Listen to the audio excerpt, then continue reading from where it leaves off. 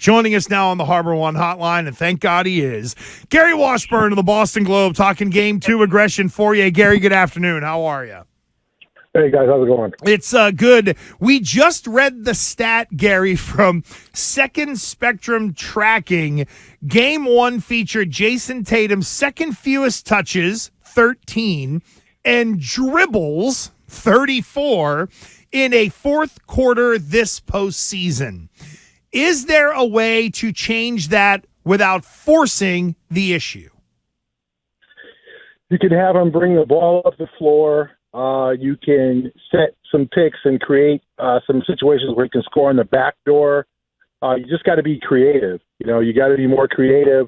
They're not going to let him just have the ball and then take an open three, or they're going to blitz him, or they're going to get the ball out of his hands because they watched Game 7 like all of us did.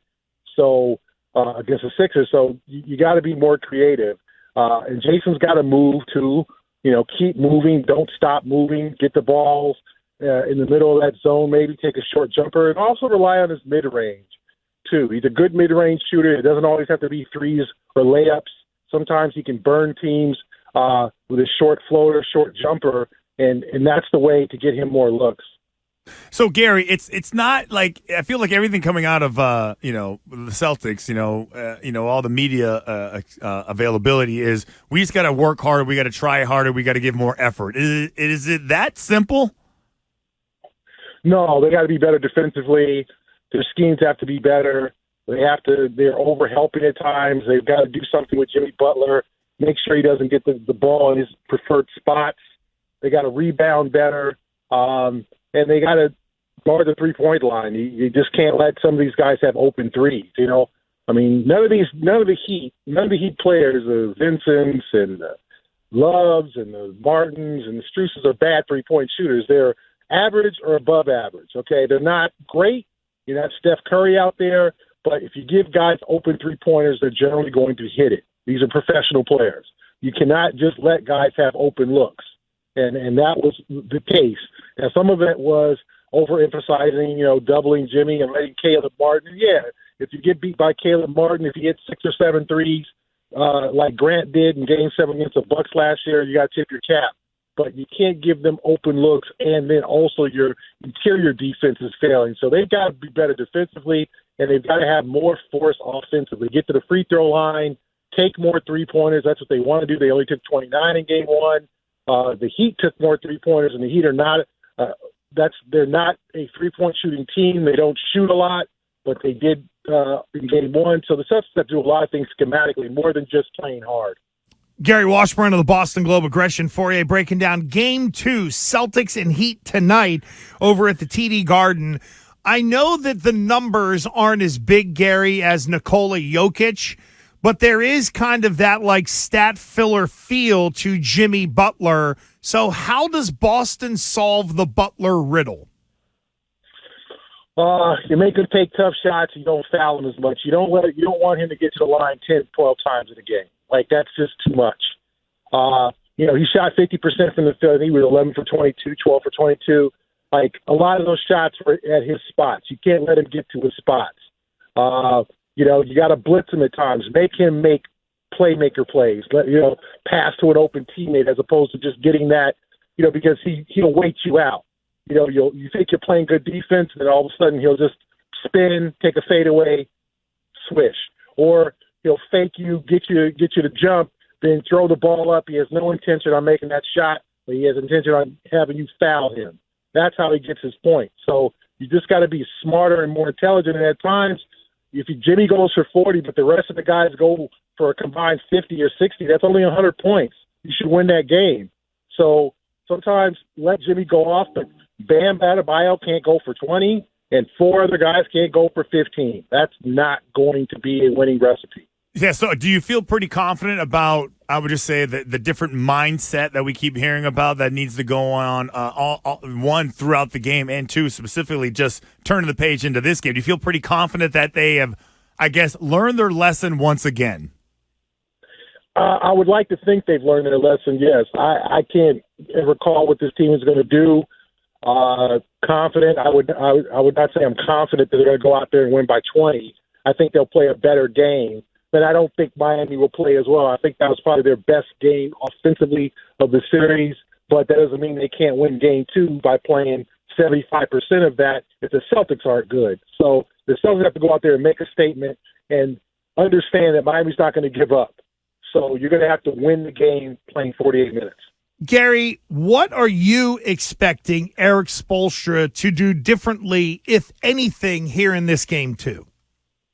He'll probably try to get guys more open shots, the Duncan Robinsons, the Max Strus. He'll put pressure on the three-point line, trying to open up the paint. He'll probably give the ball to Bam Adebayo a little bit more, exploit him more offensively. And, I think that's it. I think that they played very well. They moved the ball well. All their guys had their moments. Kyle Lowry had his moments. Caleb Martin had his moments. Max Strus had a 13-point third quarter. So I don't know how much more he can do to make them score better, because they did everything they were supposed to do in game 1. But I do think he'll give them some different looks and try to exploit the Adebayo matchup, whoever he's matched up with, and probably try to get his shooters more shots. So we're talking to Gary Washburn of the Boston Globe. Gary, so other than the first two off the bench, Derek White and Malcolm Brogdon, do you think we'll see anybody else other than those two, maybe a little bit more Pritchard, maybe a Grant Williams? I would think Williams or Hauser to stretch the floor. I think Williams would be of use in this game. I don't know why he's not playing. People ask me that. I have no idea what's going on with Grant Williams or what happened with Grant Williams. I think the Peyton Pritchard minutes, were so-so. He tried, but, having him isolated on Jimmy Butler is just not a good idea for the Celtics. But I do think they'll dig deeper into their bench. They'll try to stretch the floor and take more threes. And Williams and Hauser are both good three-point shooters. Do you think that – I know you mentioned the aggressiveness needs to pick up. Do the Celtics need to be more Tatum Brown-centric in the fourth quarter? Or is this one of those where we trust Joe Mazzulla to kind of manage that based on the way the game is going heading into a fourth quarter? Well, I think the stars got to be the stars in the fourth quarter. I mean, Tatum's got to be able to score a bucket. That's just unheard of. And he's got to be able to, he got to the free throw line, but he can't turn the ball over. He can't be hesitant. He can't be tentative. He's got to go up there and take the game over at times, or pass the ball to Al, to give Al an open three, or Brogdon, or White. If they're going to double you, they're going to trip you at times, give it to an open teammate and have faith in him. And that's what they've done all year. Gary, are you set for that Miami travel? Like, I'm sure it's like, boy, it's intoxicating being here. It's really nice, lots to do, and the weather's really good. But you're jamming in 2 games in 3 days. What is it like for the traveling basketball scribe to go to places like Miami this time of year? Is it even fun at all? Well, you try to have some fun, maybe have a good dinner or whatever. Some of the writers stay on the beach or try to stay near South Beach. Others just, stay in the Brickell area, where there's a nice area of the city near the arena, and just enjoy the weather, sit out by the pool of the hotel, things like that. Just try to enjoy, because obviously it's going to be summer down there, so the weather's going to be a little bit hotter than here, so you just try to enjoy that. Rack up those points and miles, baby. There you go. That's what it's all about if you're traveling. Gary Washburn of the Boston Globe. Gary, thank you, friend. We appreciate it. We'll catch you soon. Thank you. Thanks, guys. There we go. Wash is busy today. He is. He squeezed us in. It was good stuff. And I think everybody is on board. Be more aggressive offensively. Get the Stars the ball in the fourth quarter. I'm telling you, the biggest thing that has to happen in the second half of this game, if not earlier, Tatum's got to be the guy to bring the ball up the floor and get him into the offense. Yeah. Early on, maybe not, but in the second half, he's got to be the guy getting them into that half-court offense. Well, the other thing is, the whole thing where, to stop, Jimmy Butler is, it's important, but it's more important about the other guys that he named, Strus getting 15, 13 in the quarter, Vincent getting 15, Bam getting 20, Lowry getting 15.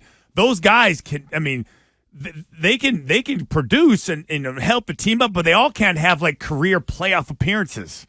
They all can't be that productive. 4 guys with 15 or more, I do believe. Yeah, that's too much. That's unlikely to happen.